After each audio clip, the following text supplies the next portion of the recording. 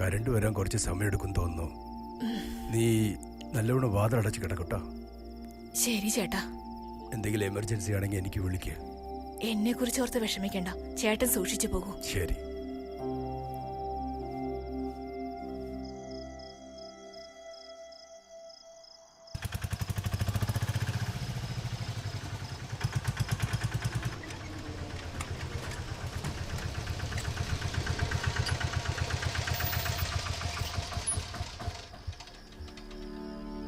ഇന്ന് ഇവിടെ അവസാനത്തെ വീട്ടിൽ നമ്മൾ മോട്ടിക്കാൻ പോകുന്നു.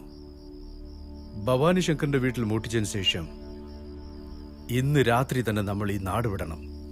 എന്തു പറയുന്നു? ശരി.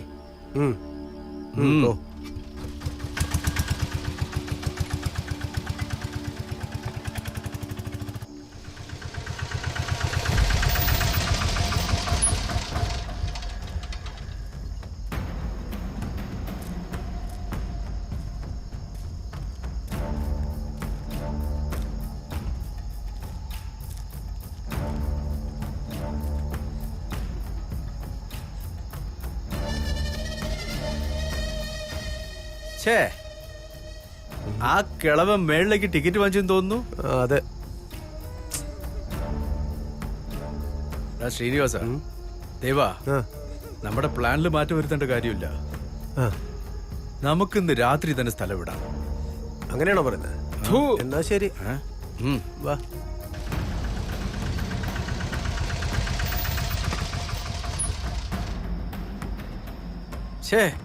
എന്ത് പറ്റി ഈ വണ്ടിക്ക്? എപ്പോ നോക്കിയാലും എന്തെങ്കിലും ഒരു പ്രോബ്ലം.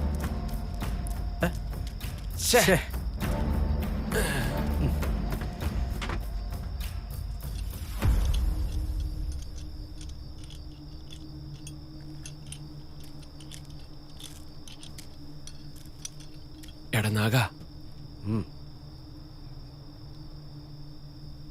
ഇത് അവസാനത്തെ റിസ്കാ. വേണ്ട ശ്രീനു, വലിയ പ്രശ്നമാവാൻ സാധ്യതയുണ്ട്. നാഗ, ഇതുവരെ നീ പറഞ്ഞതല്ല ഞങ്ങൾ കേട്ടു. ഈ പ്രാവശ്യം ഞങ്ങൾ പറയുന്നത് നീ കേൾക്കണം. ഓക്കെ അല്ലേ? ഞാൻ പറയുന്ന കേക്ക് ദേവ. നമ്മൾ എപ്പോ എന്ത് ചെയ്താലും ഒരു പ്ലാൻ അനുസരിച്ചാണ് ചെയ്യുന്നത്.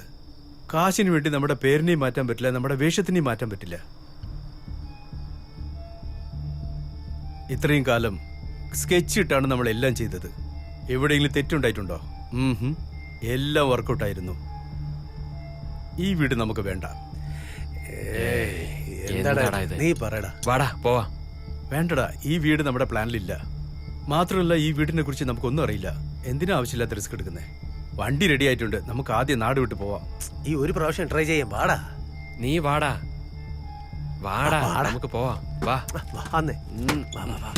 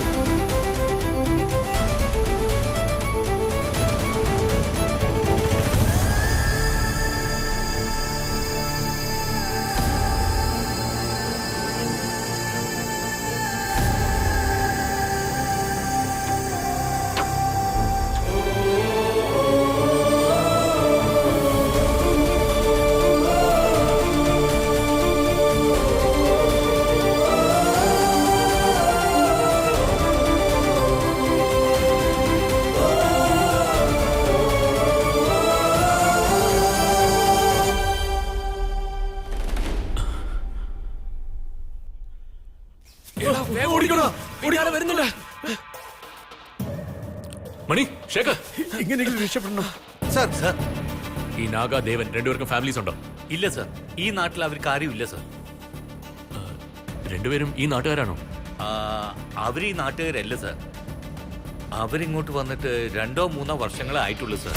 മോഷണം തുടങ്ങിയിട്ട് എത്ര കൊല്ലമായി? ഒരു 1.5 വർഷമായിട്ട് നടക്കുന്നുണ്ട് സാർ. ശേഖർ, സാർ ഞാനൊരു നമ്പർ ട്രേസ് ചെയ്യാൻ പറഞ്ഞില്ലേ? അതെ സാർ. ആ നമ്പർ ആരുടെയാ? റീറ്റയുടെയാ sir. Rita full name? Rita George.